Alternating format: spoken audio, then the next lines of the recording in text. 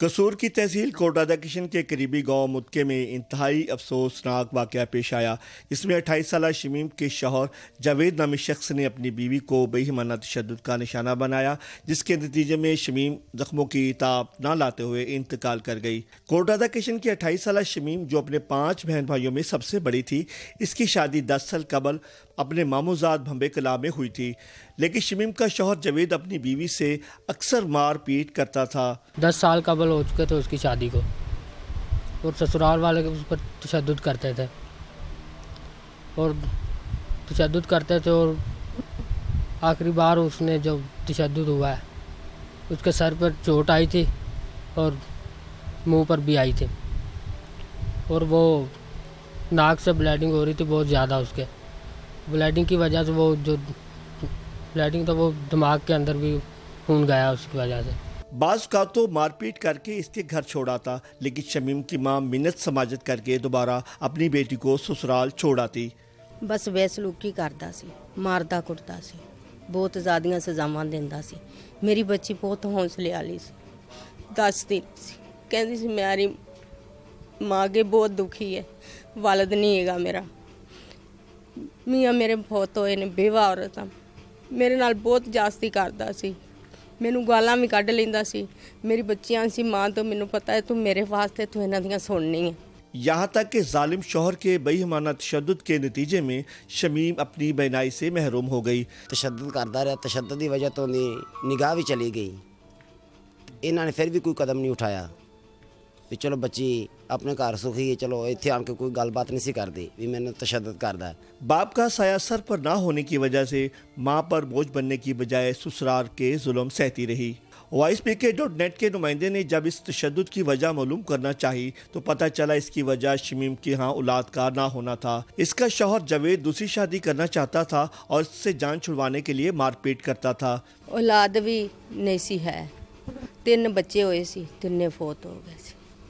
फिर कहंदा मैं शादी करनी, मैं आख्या तू पुत शादी कर ला, मैं आख्या कर ला शादी, तू करनी है, मेरी बच्ची है, मैं इन्हूं रोटी देंगे।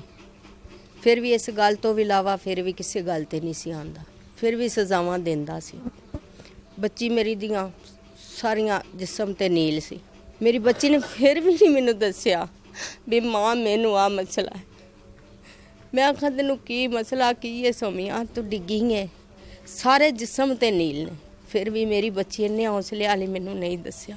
26 मई को भी जावेद ने अपनी बीवी को बदतरीन तशद्दुद का निशाना बनाया और बेहोशी की हालत में अपने ससुराल छोड़कर फरार हो गया। 26 तारीख की दरख्वास्त गई थी हमारी चौकी में, पुलिस स्टेशन में, उन्होंने कोई कार्रवाई नहीं की। फिर वो मेडिकल या डाकट जारी करते करते उन्होंने वो हमारी बात नहीं सुनी। शमीम के घर वालों ने कोटरादा किशन थाने में इसके खिलाफ कार्रवाई के लिए राब्ता किया, लेकिन पुलिस हस्बे मामूल हीलो बहानों और टाल मटोल से काम लेती रही। इसी दौरान शमीम जख्मों की ताब न लाते हुए 31 मई को इंतकाल कर गई, लेकिन पुलिस ने सियासी दबाव की वजह से FIR दर्ज करने से इनकार कर दिया। हर 15-20 दिन बाद यही होंदा जी, अज कुड़ी नूं कुट के कढ़ दिता, अज लै गए ने जी, अज कढ़ दिता, अज लै गए ने।